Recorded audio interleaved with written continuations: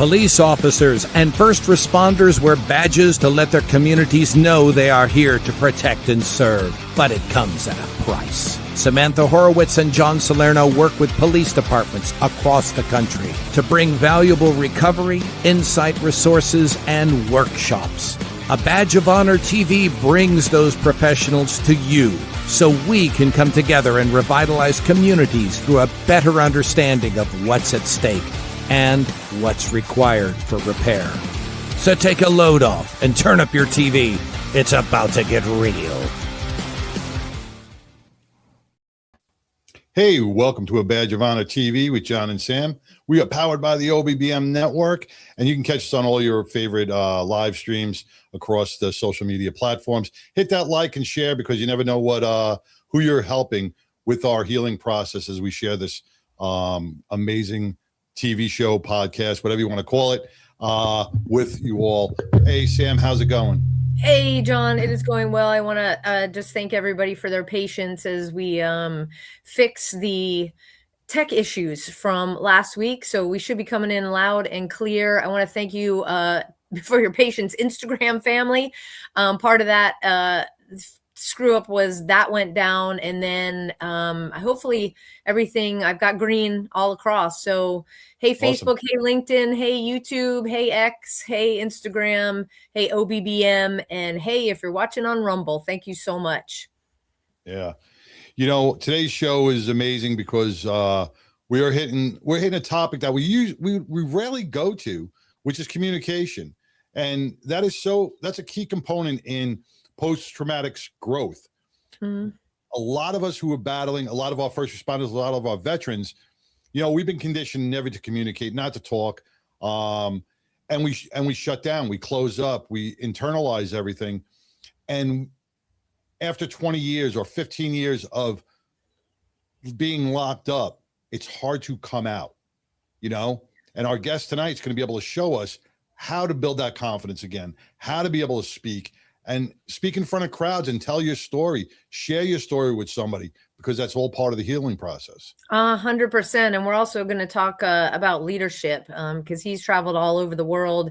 He's an expert in this, and boy, do we need leadership, whether you're a first responder, whether you're a veteran and you had leaders, you got to lead yourself now, and family members of building effective communication and leadership is key, I'll say, to surviving in today's insane world. And, you know, speaking of communication, John, there is a very special event coming up this week that involves some very special veterans. You want to tell everybody about it? Yeah. Let me touch on that leadership aspect. You know, when you talk about what our culture is going through, I know 3 leaders who are leading different police departments. I know a sheriff and 2 police chiefs that really would benefit from this leadership program over on the other side of the country, because their speaking skills and their way of conveying to the public is not very conducive to law enforcement. Yeah. But anyway, you know, I just found out about this event. I think it's an amazing event. It's a special Vietnam veteran documentary Q&A event, and it's being held at the Platinum Music Complex in North Richland Hills. It's going to be, it's at the Platinum Music Complex. Let me see if I can get that address for you somewhere. It's this week, right? It's Wednesday. It starts at 6. It's about 3.5 hours long. They got 3 Vietnam helicopter pilots who haven't seen each other in about 50 years since they left Vietnam. They are going to meet for the first time at the complex. I'm sure it's going to be very emotional. I'm sure it's going to be very tear-jerking, but we're going to find out what their traumas were, what they lived through for our country, what they did for our country, the effects that it had on them, and the effects it had on, you know, the country afterwards. You know, World War II, when those veterans came home, they were celebrated. Our Vietnam veterans, our Korean War veterans, not so much. They were spit on and chastised and called the most horrible, horrible names. And after you serve your country, to be hit with those things, it's got to put you in a horrible mindset and make you question your things that you've done. Yeah, and so it's the Platinum Music Complex, 7301 Northeast Loop 820 in North Richland Hills. At 7301 Northeast Loop 820 in North Richland Hills. It's Platinum a free event. Music Complex. Yeah, it's a free event. Just go to Eventbrite, and you can just secure your tickets. It's just reservations, but everything is free. They just want to get a head count on how many people are going to be at the complex. Well, I'm sure if you were a helicopter pilot in Vietnam, you had to possess some very, very extreme leadership to make split-second decisions, as well as have good communication. So you picked up and dropped off the troopers at the right LZs. Talking about communication and leadership, let's bring our guest onto the show. Welcome, J. Loren Norris, to A Badge of Honor TV. Welcome, Jay. Can you hear us okay? Lost audio there for some reason. Oh, okay. It happens. Now you're muted. Yeah, tech issues. So we're showing you muted on this side, but J. Loren runs. Can you hear me? Yeah, we can hear you. Yeah, I can't hear you at all. Story Power Academy. And as he's fixing his technology, J. Loren. Not sure what happened to the audio there. I can't hear you at all. Huh. Maybe log out and log back in, and we'll bring you back into the studio. But he is these are things that happen. Yes, a U.S. Air Force veteran, and started his speaking career at 19. I'm not sure what to do there. 19. Give me a thumbs up if you can hear me. I can't hear you at all. Yeah. I got no audio from you at all. I could hear the ad, and then after the ad, I couldn't hear anything. Let's see. Let me do this. Yeah, well. Let's see if re-adding you. Can you hear us now? I've got no sound on this side. Okay. Maybe is Karen available, or somebody to help you with the audio? You want to try and log back in? I apologize. I can log out and try to log back in and see if that changes things. Yeah. Do that. Yeah. Well, Sam, while he's doing that, let's talk about, we walked #Walk the Bridge for our veterans and our first responders yesterday in Fort Worth, in Destin, Florida, Rockwall, Texas, over the Heroes Memorial Bridge, in the Catskills in New York, and over in the UK. Can you hear us, Jay? I can hear you now. Can you hear me all right? Yeah, we can hear you. Very good. Sorry about that. That was that's okay. It happens. Little glitches. Yeah, I started to give a little bit about your bio. You started speaking at 19, but you're an Air Force veteran, and yes. You've traveled all over the country. You're it. Take it from there. Yeah, so my very first speaking actually was at 7 years old. My mom said I used to line my stuffed animals up along the side of the house and sing to them and lecture them and all kinds of bizarre stuff. I have absolutely no idea what I would have been saying, but I always loved to talk. So when I was at my first Air Force base at Reese Airplane Patch in Lubbock, I actually booked a gig with the local elementary school, and they put 700 kids in an auditorium, and I showed up in full bunker gear with an air pack on, the whole nine, and did an hour-long presentation on fire safety for these elementary kids. Nice. Let me just tell you something. If you want to lose control of a talk, mention a cat in a room full of elementary kids. Because within the next 20 minutes, it's not, do you know what it means when a cat hides? No, it's I have a cat, and we used to have a cat, and I got hit by a car, and then you're out of control, and you never get it back. So I learned not to do that. But then I've spoken in a couple of different international speech competitions. I've spoken in Cuba, Brazil, the Congo, Honduras, a couple of other places, both on active duty and since I got out. Been studying leadership and communication since I was, my second duty assignment in England. I picked up 3 books that changed my life. Becoming a Person of Influence by John Maxwell, Bringing Up Boys by James Dobson, and Wild at Heart by John Eldridge. And those 3 books took the only son of a single mom and began to make a man. And that was in my early 20s. And I have not stopped studying those 3 concepts since then. That is amazing. And, you've come a long way since then, because you've built kind of this little empire, if you will, not only of podcasts, you do blog posts, your entire site is dedicated to communication, storytelling, leadership. But just talk briefly about that before we go to our first break. Yeah, so Story Power Academy is kind of the outcropping of that. And I have to say, as an entrepreneur and a veteran, one of my biggest mistakes was thinking, if you build it, they will come. And so, early on, I would say what I thought was important. I would teach a lesson and then wait for people to come banging the door down to pay me. And what I never thought was, hey, you have to have a system. You have to have a process. You got to have a product for them to buy and a reason for them to call on you.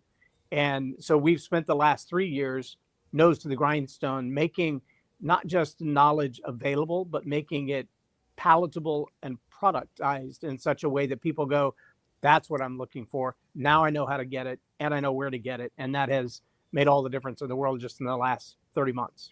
Well, wow. You're a veteran. We served as well in law enforcement, and, having the right product with the meaning behind it makes all the difference. And we're going to go into our first commercial break and hear from Patriot Mobile. Stay tuned. We'll be right back. When you choose Patriot Mobile, you're not just picking a wireless provider. You're choosing a company that shares your values. It's easy to switch, and you can keep your number, your phone, and most importantly, your values. With Patriot Mobile, you get the power of nationwide coverage on all 3 major networks. That means wherever life takes you, we've got you covered on the same reliable networks you already know and trust. And when you need us, we're here for you right here at home. Our customer service is 100% US-based, because we believe that support should come from people who understand you and your values. At Patriot Mobile, you're not just another call, you're a priority. In today's world, where you spend your money matters more than ever, every dollar is a vote for the kind of future you want to build. Join the thousands of Americans making a difference with every call, every text, and every connection. Choose a company that shares your values. Choose Patriot Mobile.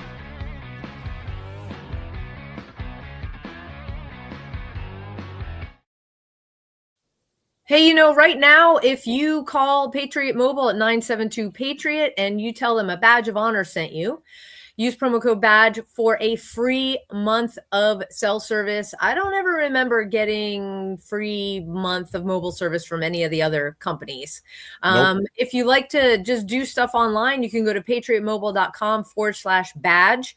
It's our landing page, and just fill out the information, and a rep will call you and set you up. And it's as easy as that, because they're right here in Texas. So support your first responders, support your veterans, better yet, support yourself. Get Patriot Mobile right now. Again, free month with promo code BADGE. Now back to the show. Hey, well, welcome back to the Badge of Honor TV, powered by the OBBM Network with Sam and John. We got Jay Loren, who is an amazing speaker, U.S. Air Force veteran, who is bringing communication, which is where we fail so many times. We could have a great product, we could have a great system, but if we can't communicate it properly, it's all going to crumble. Correct, Jay? I mean, this is all new to me as well. Yeah, one of the things we talked about in the course we're redeveloping today was how your brand statement. A lot of people think it's the color, it's the slogan, it's the logo, it's the design of the graphics, and while all of those things play a part, what really happens is when you communicate with someone well, they remember something about you, and your brand is what they say about you when you walk out of the room. When you leave and they go, oh, she was really sweet, or wow, he's such a jerk, or what a tyrant, whatever that phrase is, you have an opportunity to seed that phrase in their mind while you're talking to them, while you're communicating. But most people communicate intuitively and not intentionally.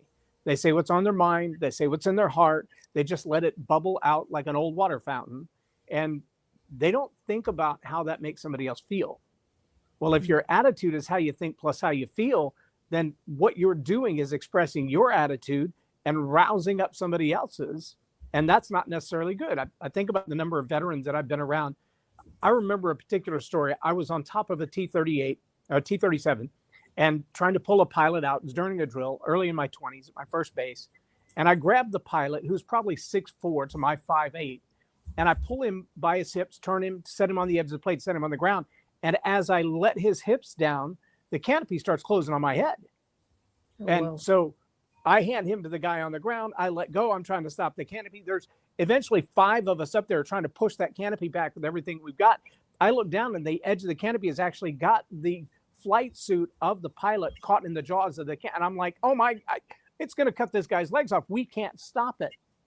Our old fire chief, Maximilian, comes walking up, cigarette in his hand, very nonchalantly pops open the battery door on the side of the aircraft, loosens the battery, and the canopy stops. Well, all 5 of us, young bucks are up there trying to stop this thing. And he goes, that thing's designed to go against 1 G of force with the wind coming at it at 500 miles an hour. And you're trusting us. What are you $5 going to do? Look at me, Popeye, like I'm going to stop that thing. Okay, so the attitude that he had was a calm demeanor. He didn't lose his marbles. He wasn't freaking out like all 5 of us trying to stop that thing. He knew the right thing to do. His thinking process was clear, and his emotions were even. Law enforcement's the same thing, right? If you lose your stuff in the middle of a panic moment, your attitude takes over, your feelings are out of control, your thoughts are out the window, and your behavior is unredeemable. If you can stay calm in that moment, if you can think through things clearly, that's usually because you're intentional about what you're doing, not intuitive. You're not responding, you're not reacting, you're acting because you've been trained for that moment. So is it intuition? Are people born with it? Is it something that you learn, a combination of both? I think it's both. And I think the challenge is sometimes our intuition is wrong. Okay. That we talk about the amygdala in the brain. We talk about what some would call the reptilian mind. Well, the reptilian mind is what allows us to process fight, flight, or freeze. The challenge is when we were created way back when, we had to run to stay alive, to get away from, a lions and tiger and bears, oh my. And so the amygdala said, this is a panic moment, run for your life. The challenge is there's so much stimuli in our brain today, whether it's social media, it's road rage, it's a spouse that we disagree with, it's a neighbor we don't like. And our brain still triggers the same response as if we're not staring down our spouse, we're staring down a saber-toothed tiger. And so we react in the same way that our body was designed. Our intuition says, save your own life. Unfortunately, sometimes verbally we respond in a way, or even physically we respond in a way as if the threat were literally life-threatening, and it's not. But we've been so corrupted, if you will, in our way of looking at our own survival that, I watch these young people. I love to watch Deputy Slope out of Pinal County. And the Fridays with Frank. And the calmest law enforcement officer in the world. Yeah, straight up. He put somebody in handcuffs and they're like, I'm not going to jail. He's like, no, you're already in cuffs. You're in the car and the car is going to jail. So yeah, you're going to jail. They're like, no, I'm not. He's like, I don't think you understand how this works. And yet just even cool. He's chill about it. And he's like, that is a really bad biped. Okay. How many of us though, whether it's dealing with our kids, dealing with a grocery clerk, dealing with our spouse, dealing with a law enforcement officer when we get pulled over, we lose our stuff. We lose our mind. We are completely out of control because our emotions are driving, not logical thought. And because we've never been trained for the moment, we've never practiced it, never rehearsed it. We have no idea how to cope. And if you watch young people today, all of their coping skills come from social media, and that's a mess. So yeah. Well, I was going to say it's kind of both, John. I think you've probably experienced because we're all seasoned, and in our jobs we started before there were smartphones. Then came first generation BlackBerry. That's what we had. Then the pager and all that kind of stuff, and scrolling text. That was a big thing with pagers, and then now, as our jobs went on, all this new tech. And so here we are trying to grow and understand the new tech. Then the younger folks coming in, they're like, well, they would help us unless they were just frustrated with us. But I think there's a big learning curve throughout a career if you're in it 20, 30, 40 years. And if you don't have the mindset to be like, hey, this is new, I don't want to chuck it out the window, but I want to chuck it out the window. How do we frame a mindset where we're always a learner, if you will. And that goes for anybody. So I say mindset and attitude in my world are interchangeable. Okay. So the construct of an attitude is what you think about how you feel and how you feel about what you think. It's like math. 2 plus 3 equals 5. 3 plus 2 also equals 5. And 5 minus 3 equals 2. And 5 minus 2 equals 3. So any one of those 3 elements of the equation. You did math too fast for John. You just blew my mind, So think about it like this. If I mix blue and yellow, I get green. Mm-hmm. If Right. I want green, I just mix blue and yellow. If I want to take away any one of those, then I get something different. Well, thought and emotion are always attitude, thought and feeling. And so what happens is either our emotions rise up first or our thoughts rise up first. If you're trying to make a rational, logical decision, emotions got to stay at the bottom, thoughts got to go first. But what do you do when that's not the truth? And so the challenge for a lot of our young people with their devices, et cetera, is that they're being pushed and prompted to respond to everything emotionally. And so logic almost goes out the window. When we're moving through an industry, a vertical industry, whether it's medical field, law enforcement, fire department, military, whatever it is, our challenge is we often allow our emotional response to a device, to a new policy, to a new procedure, to a new leader. We allow our emotional reaction to that thing or person to override our logic. And so what we have to be disciplined to do is continue to ask the questions, what do I think about this? And then be honest with ourselves and say, how should I feel about this? I mean, I don't like that guy. He's too tall. That guy pisses me off. He talks too fast. How could anybody with an accent like that be intelligent, right? And so we're associating what we think with what we feel, but it's usually the feeling that's messing it up. Well, that kid couldn't know anything. He's too young. That boomer, what could they possibly understand about this new technology? And the truth of the matter is, technology was designed to make our human relationships better. And then we try to take the human out of the relationship and expect the device to make life better, and it can't. I mean, yeah. I don't know if you've heard this statistic or not, but right now, 51% of all accounts on social media are not human. They're bots. Whoa, 51? 51% of all the accounts. I had not heard that it was that. That's wow. Okay, so let's add one more to that. Every evolution of AI since the first Grok, every evolution has more hallucinations than the one before it. Okay. You're gonna have to explain that one to me because I didn't understand that one. Okay, so when you talk about it, because I know that's going to confuse some of our listeners. It confuses me and my brain. So can you clarify that a little better? Absolutely. When I was in the Air Force, we used to get these IG inspections. They'd walk into the fire department, and my commanding officer always told, not officer, in the fire department, we only had enlisted, but our chief would say, listen, I do not expect you to know the answer to every question. But if that IG asks you a question, you do not lie to him. You do not tell him what you think. You tell him, I don't know, but I know where to find it. And then you go get the resource and you come back with the proper answer. Okay, that's a valid system of deductive reasoning that has never failed until now. Until now, when you can ask, test this, or just go to YouTube and look it up. Go to YouTube and type in AI, how many R's in strawberry? And you're going to see an entire series of videos where not only is the AI wrong about how many R's are in the word strawberry, but it lies, it gaslights, it manipulates, and it mocks the person who asked the question. Wow. So don't do it now. Do it after you finish watching tonight. Go to YouTube and ask AI how many R's in strawberry. That's interesting. I'm going to do that, but after the show. So we got to take our next quick break. We will be right back with this fascinating conversation with Loren Norris from Story Power Academy. We'll be right back, folks. Stay tuned. Look, when you need to respond to an aggressive situation to protect yourself, your family, or your property, understanding your firearm and legal position are critical. Officers know your skills are only as good as your commitment to training. So know what you're doing. So when you're in a vulnerable situation, we can count on your response.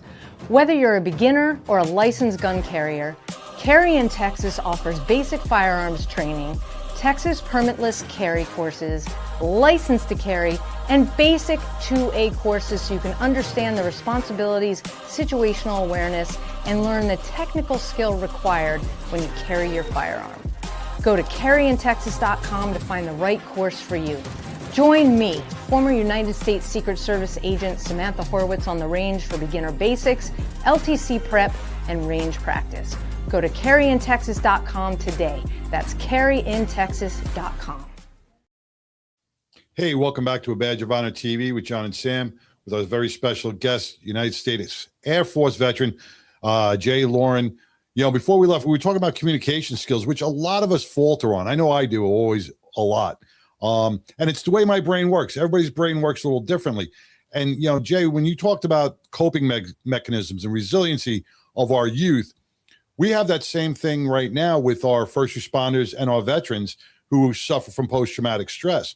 You know, let's talk about not only the AI aspect, let's talk about, when we talk about conversation on, hey, that guy's an idiot, how about the inflection in somebody's voice and the trigger how that can change your perception just by the inflection of somebody's voice, either it's compassionate or threatening. Absolutely. And, you know, that I teach my communicators that there's an old phrase that says that 93% of communication has nothing to do with the words that you say. So it's tonality, it's inflection, it's volume, it's pace, it's pitch, and it's body language. And as law enforcement, learning to read body language, this looks like the sign of a fight. This looks like a threat that they're going to run. All these kind of things are already in your head. You're running through those precursors, the pre-fight indicators, if you will, or pre-flight indicators. You're running through those in your head from the first time you have an engagement. The challenge for a lot of people who suffer with PTSD is they're doing the same thing. The problem is the indicators are inaccurate. And so when we get into communication, we look at things like, you know, are they leaning in? Are they leaning out? Are they crossing their arms? Are they leaning on their elbow? Are their eyes open? Are their eyes closed? And for a lot of people with PTSD, the sights, the sound, the tone of your voice, the environment that you're in, the temperature of the environment that you're in, all of those have external stimuli that cause us to go back to a place in time. You know, that's why fireworks displays on the 4th of July can terrify somebody into, you know, I'm going to hide myself in my basement for 3 days because I don't want to be around it. They act like my Labradoodle who runs from the sound of fireworks and hides under the bed. Those kinds of triggers hit all of us. Now, for some people, that trigger is a tone of voice. For some people, it's the stature of someone. You know, most people, because they don't know Sam, might look at Sam face to face and go, yeah, no threat. Yeah, you've just misjudged very badly, right? Because you don't understand what it is you're looking at. On the other hand, I have friends that are 6'6", 6'7", 300 pounds, and you could beat them to death with an oven mitt and they wouldn't fight back, right? And so understanding what the threat is, our threat assessment, our reaction to that threat assessment is always a little bit different. I remember when I was on active duty, we had a dumpster fire, which is not only a great metaphor for people who have a lot of issues, but it's a real physical threat. And we rolled up on it. The chief that was on duty that day was infamous for telling stories that always ended poorly, but almost all of them started the same. There I was, toe to toe with death. And we're like, right, okay. Yeah. And so we rolled up on a dumpster fire and smoke just boiling out of it. Now, with a dumpster fire, even on base, you don't know if there's hairspray cans, propane bottles, gas cans, or paper, or dirty diapers. You have no idea what you're going to encounter in there. And so the smoke is just boiling out of this thing. The lids are closed. It's coming out of every porous opening in this tank. We jump off the truck. We pull off 3 hand lines. We are ready for anything. Well, he flips it open. All the smoke starts to dissipate, and we start stabbing around in there with a pike pole. And what we found is someone had thrown a cigarette butt, and it landed in the belly of a teddy bear. And so the teddy bear, neoprene, is smoldering like a house fire, and there's no actual flame in there. It's just a whole lot of smoke. And so I made a nice little T-shirt for him that said, "There I was, toe to toe with death with a flaming teddy bear." Right? So, perceived threat versus actual threat. You know, what we thought was going to be a harrowing moment turned out to be a laughable joke. The challenge is when we've been in those traumatic moments. I mean, I pulled people out of burning cars. I've called my wife and said, I have her blood all over my face, and she's got needle tracks from the bottom of her wrist to the top of her shoulder. No intimacy until we get blood tests back. I'm sorry, that's just the way it's going to be. And those moments cement something inside you, that any moment that emotionally or visually or auditorially triggers that moment, you go right back to that place in time. Yeah. The challenge for a lot of communicators and a lot of leaders is that they don't consider that at all. And so they inadvertently tell a story that's funny to them. They inadvertently tell a story that has great relevance to them. And they never ask the question, what will that word picture, those sights and those sounds reignite in the mind of someone who's been in a traumatic event?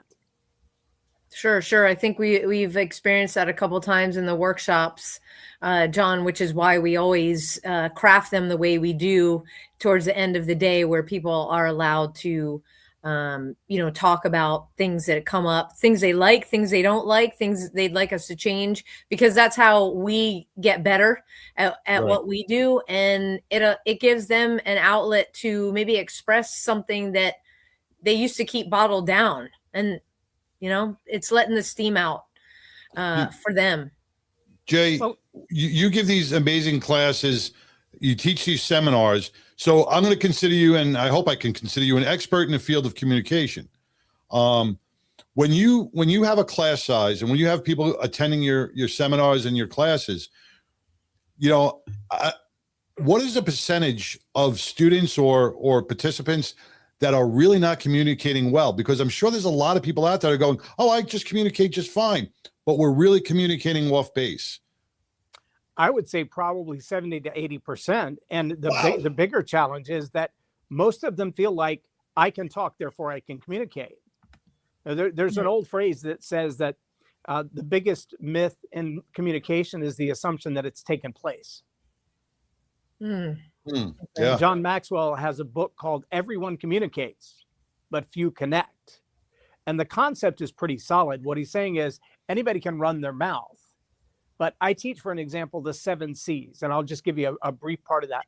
The 7 C's, we talk about confidence. We talk about credibility. We talk about context. We talk about credential. And what is even the difference between credential and credibility? It's one thing for me to say, I have a lot of friends in law enforcement.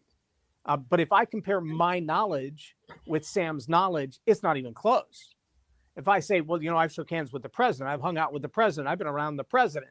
Well, that's great, but does that compare to what Sam knows about the president and policies and procedures and presence? No. And we only have to take that one step, right? How many young people can't even properly communicate to a teacher, a school principal, a superintendent? When mayors and governors call on me and they're like, I've got a speech to give and I need you to help me write this speech, craft the stories in this to be compelling without being offensive, to motivate people without manipulating them. I'm glad to sit down and do that. I have the credibility and the credential to do that. But so many people think just because I have a gift of gab that I can talk. I can tell you a true story. Had a guy that followed me around for a while. I don't know that you'd call him a fan. He just kind of ran in the same circles. And several times he would hear me speak and he would come up and he's like, I'm so anxious for the day that you get to hear me speak and tell me what you think. And I said, look, I do an audit for $375. Tell me when you're going to speak. I'll send you an invoice. I'll be there. I'll listen. I'll give you all the feedback you need. And he's like, no, it's not that big a deal. It's not that serious. Well, this goes on for probably 2 years. And I show up at an event where the senior vice president has asked me to come and be a part of the event this month because next month I'm leading it. So I want to get to know the audience and the crowd. And it just so happens Mr. Audit is the speaker. So after the event, I'm standing outside talking to the RVP about how we're going to get this done next month.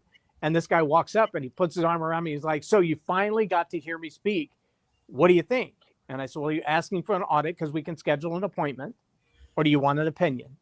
He goes, your opinion would be awesome. It would mean a lot for me. I said, my opinion is that was easily the most pedantic speech I've ever heard in my life. He gives me a high five and walks off. You should have told him the opinion was $750. Yeah. The RVP looks at me and goes, what does that word mean? Pedantic. That's not a compliment. It means people who use big words to make other people feel small. Right. And that's an SAT word.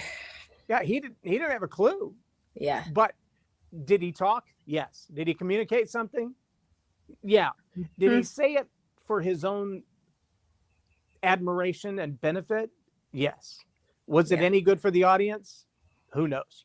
Yeah. We got to take our next break here. And you know what is good for all audiences? When they have really good coffee. And our friends at East Texas Legends Coffee, which is founded by Ben and Amanda Holmes, reflects their journey from Ben's Marine Corps service and law enforcement career, overcoming post-traumatic stress, to finding purpose in ranching. Relocating to an East Texas ranch, they identified a need for a local coffee brand.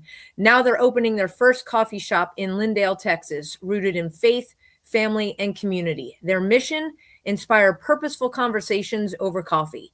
Drink coffee, be legendary. Go to etxlegendscoffee.com. Use promo code BADGE for 15% off coffee and merchandise. You can just put your phone up and scan this QR code.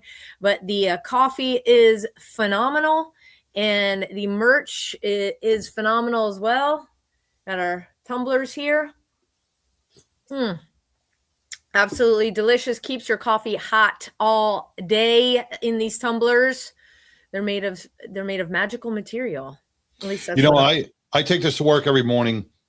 I put it I sit it on my desk, and it stays hot till probably 11, 12 o'clock in the afternoon. Wow. And then it starts to warm down. So 11's still the morning. Just saying. Well, I get up at 4, so. Okay, well, that's kind of the afternoon. Folks is something different. Yeah, there we go. Yeah, so by 11 a.m. is PM for 4 a.m. for people that wake up at 4 a.m. We'll go with that.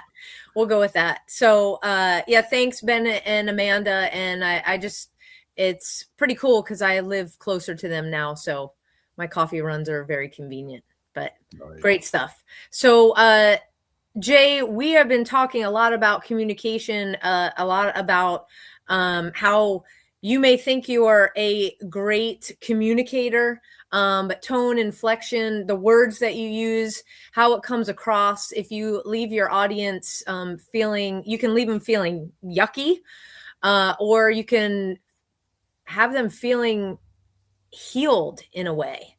And you do a lot, and not only online in your academy, but you have podcasts. You have a daily podcast. You do blogs. Can you talk about that and how people can get access to those?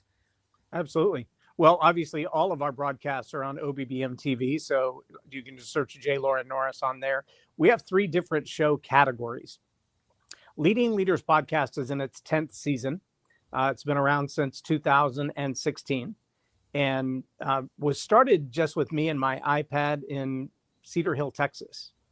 When Facebook Live was first available as live.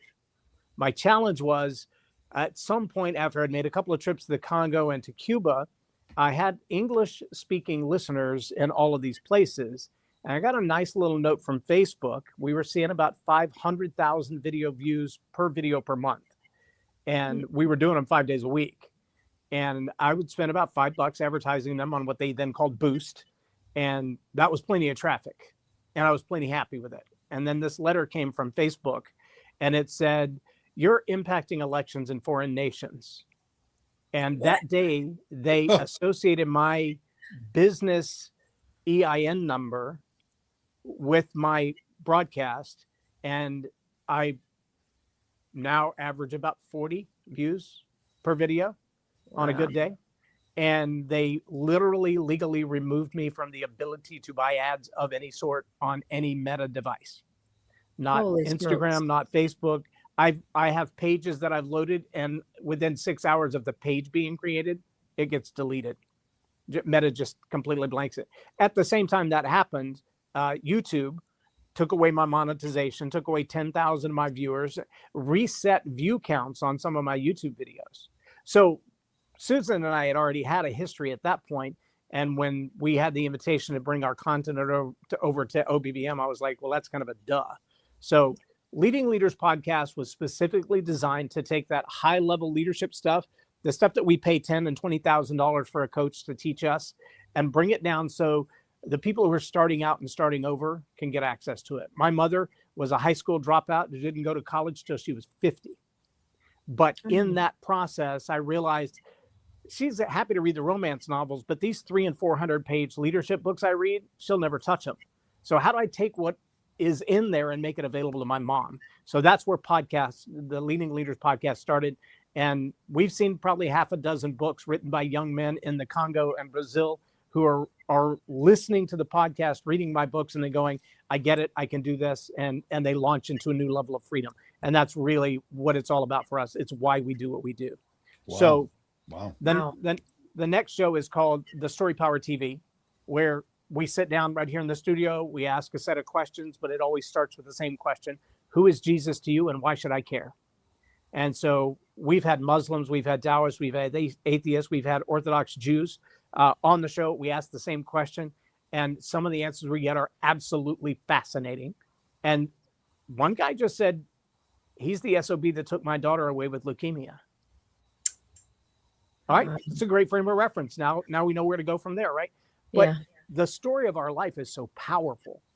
And one of the things we found in Story Power Academy, I have a couple of clients that are doctors, PhD researchers. One of them is actually a licensed professional counselor supervisor, trains people who are getting their LPC or already have it. And the comment that I got from that doctor was, no one I have trained that does talk therapy like you do. And it's that one-on-one conversation where we talk about the story. And then I just ask legitimate questions. Is that true, or is it just a fact? And when you ask that kind of question of somebody who's telling a story of their own trauma, and they have to ask, not just did it really happen, but is the meaning that I've ascribed to that event fact or truth? Meaning, could it change, or is it forever the same? Truth is forever the same. Facts change. Right. And so when we start working on a story and they realize, I've been looking at that wrong all this time, that story changes. So we do that on Story Power Academy. We do that on Story Power TV, and people reveal things that they're like, I've never told anybody that, but I just feel so comfortable. I'm like, well, you realize you put that out there for the entire social media world. And they're like, I'm okay with that now, because I realize how much saying it helped me. And I hope the fact that I was willing to say it helped somebody else who's holding it in. And then our third show is called Lead the Narrative. And Lead the Narrative is the in your face. It's where I bring politicians, tell me the truth about what you believe. You're running for office. I don't want to hear your political rhetoric. I will see through it, and I will talk past it, and I'm going to ask you the real questions. I had one particular politician that actually hired me as a coach. They had another consultant ran in the campaign, but they hired me for messaging. And about the fourth or fifth session, they said, I'm running for this office. I want that seat. And I said, great. Who's your opponent? And they told me. And I said, okay, so tell me about your platform. And how committed are you to this? Because the last race we talked about was going to be about an $8,000 to $10,000 commitment. Now you're talking 50 to 60. How's your family feel about that level of commitment? And this person said, if my spouse chooses to leave so that I can win this office, they're free to go. And I said, okay. It's ironic. The person you're running against is the widow of an office holder who was in that office over 2 decades. And their primary platform was family values. And the reason the widow is running to replace is because she holds the same family values. And so I don't know what kind of speechwriter you think I am, but if you think I can write a speech to compete with a 30-year history of family values proven in the marketplace, and somehow hide the fact that you let your spouse leave because you wanted the position, whether you wanted the family, that's going to be near impossible. And I'm not sure I'm up for that. The next week, the spouse walked in and said, I just want to meet the person who saved my marriage. And to the best of my knowledge, never ran for office, has 2 new kids, and life is chugging along. I hate for that to be true. But I think in the end, that's more important. I mean, I'd love for you to be in politics. I'd love for you to be, a voice in the market and the one who has good common sense. And there were some incredible stories in this person's life that would have moved the needle in an election. But at what cost? Right. And I'm not game for being a party to that. But Lead the Narrative asks those kind of tough questions. You know, you want to run for office. You say you want this position. What does that mean to you? Why do you want to do that? What's that going to mean for our market? What's that going to mean for our immediate families? And so those are different kind of questions than the Story Power TV. But Leading Leaders podcast, in 10 years, we've only had 8 to 10 interviews on that show. We did one series called Servant Leadership. Everything else has just been me teaching. Wow. And that's for the people who say, I love Story Power Academy, but I can't afford it. I can't afford one-on-one coaching. Where do I get other? Well, Leading Leaders podcast, I tell all the people who are my coaching clients and the ones going through my classes, I'm giving you the highlights right now. If you want the deep thing, go watch the 30-minute podcast from this date. Here's the schedule. Yeah. The two politicians that just gave a word salad out in Munich, I guess their coaching wasn't proper. When you heard them speaking, I don't think there's any hope for those two. Did your head just want to explode and go, what the hell are you saying? But as an expert in this field, what did you see? And what did the rest of the world see? Because everybody sees different things.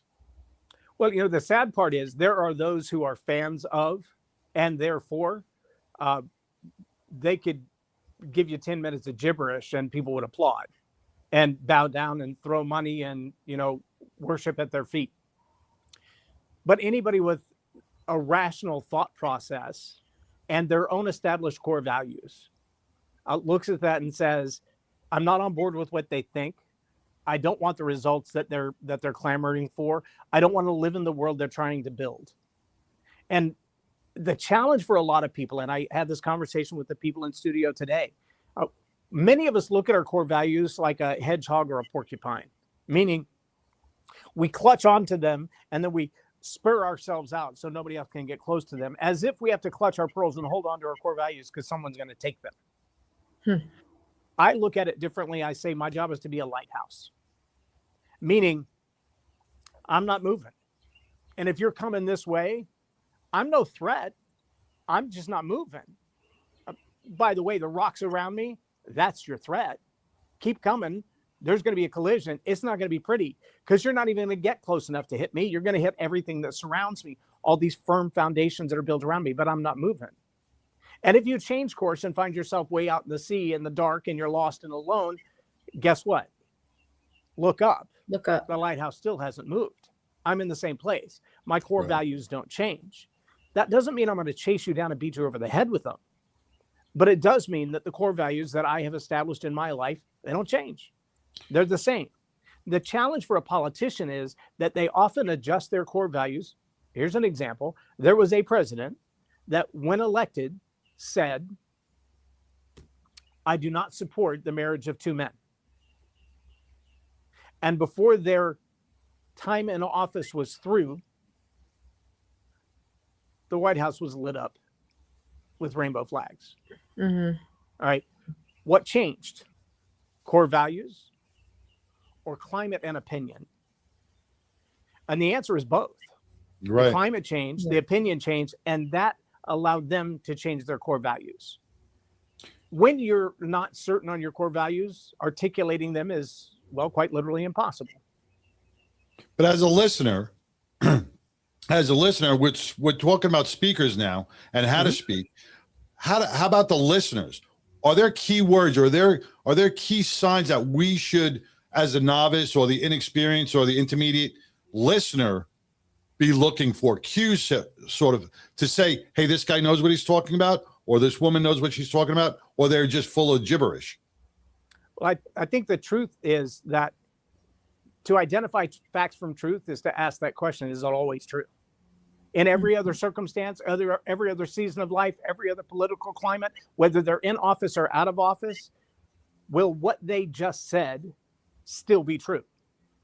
Or is it a fact for the day? Is an opinion for the day? And the challenge, I'm afraid, with many people today, like I said, back in the day, if you asked me what's the tertium radius of a P19, I might have known it off the top of my head. But if I didn't know it off the top of my head, I knew where to find it. when you think about the fact that the primary source of information for young people today is AI, which will lie to you and then gaslight you after it lies to you, their ability to discern truth from fact is almost gone. Yeah. Because they're going to ask a device that will lie to them. Yeah. Noel Harari just recently said, I think it's about time we replace every religion with AI. It could rewrite the Bible in 15 minutes.